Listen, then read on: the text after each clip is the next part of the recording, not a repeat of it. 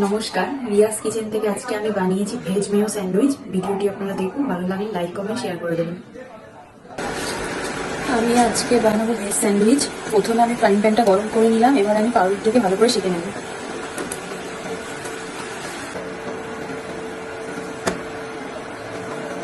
তো ক্যাপসিকাম আর পেঁয়াজগুলো হালকা করে ভেজে নেব। অল্প তেল দিয়ে দিচ্ছি, অল্প বাটার দিয়ে দিচ্ছি,